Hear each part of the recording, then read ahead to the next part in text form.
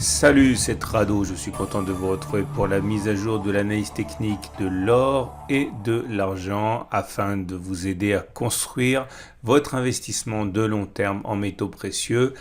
Et nous allons commencer comme d'habitude par les actualités que j'ai repérées pour vous. Et la première actualité fait écho à la progression que l'on a connue sur la séance d'hier. Vous voyez cette bougie là assez importante dans son amplitude, puisque entre les plus bas et les plus hauts de la séance, il y a eu une variation de 1,5%, ce n'est pas rien. Et la raison est à chercher du côté des statistiques de l'inflation américaine. Ce qui s'est passé, c'est que les chiffres officiels étaient attendus à un certain niveau d'inflation et l'inflation s'est avérée moins, entre guillemets, grave, moins importante que prévu, ce qui a donné l'espoir aux investisseurs que la Banque centrale américaine ne se presserait pas autant pour remonter ses taux d'intérêt et resserrer la politique monétaire. Et du coup, le dollar en a pâti. Et quand le dollar pâtit de quelque chose, l'or automatiquement libellé en dollars, progresse. Deuxième actualité, très anecdotique, j'ai envie de dire, mais c'est assez révélateur d'un arbre qui cache la forêt. C'est les talibans qui ont annoncé avoir trouvé dans la maison du vice-président qui a pris la fuite de l'or. Ok, 6,5 millions de dollars en lingots. Et ce qui me semble intéressant, c'est de voir que derrière tous les doutes, derrière toutes les anecdotes, derrière tout ce que l'on peut dire à droite, à gauche, voilà, quand on veut sécuriser du pouvoir d'achat, c'est très souvent en or qu'on le fait. Et la troisième actualité, c'est pas une actualité, c'est une très belle synthèse comme d'habitude réalisée par Nicolas Perrin et qui s'appuie, puisque c'est la série actuelle, sur le rapport sans doute le plus connu concernant l'or et l'argent, qui s'appelle le rapport In Gold We Trust. Sur la décennie de l'argent, ce qu'a fait l'argent, ce qu'on peut éventuellement en attendre. Il y a un aparté également sur le fameux Silver Squeeze des Reddit, etc., etc. Bon, on sait très bien que l'année 2020 a été une année excellente pour l'argent, bien meilleure en fait que celle de l'or qui a elle aussi été bonne.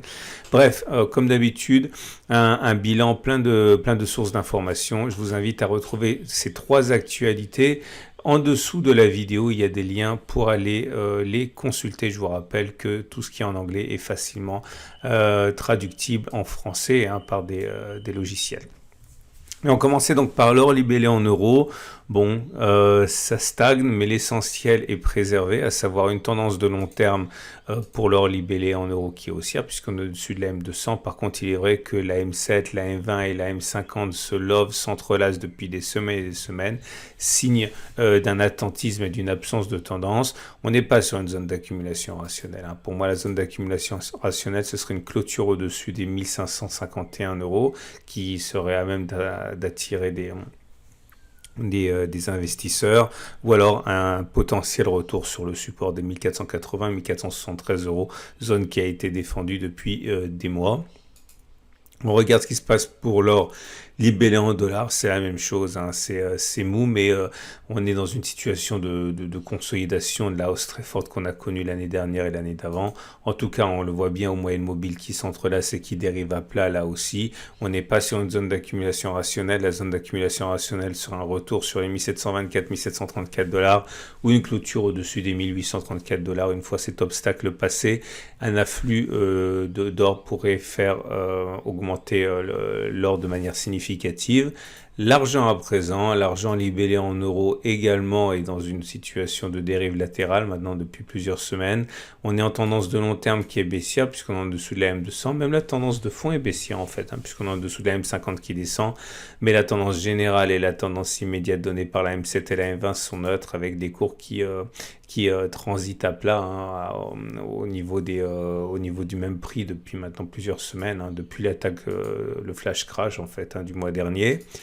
Et pour terminer, l'argent libellé en dollars dans une situation équivalente, la tendance de fond est baissière puisqu'on est en dessous de la M50 qui descend, la tendance de long terme également, mais la tendance immédiate et la tendance générale sont neutres. Pour l'argent, on n'est pas sur une zone d'accumulation rationnelle non plus.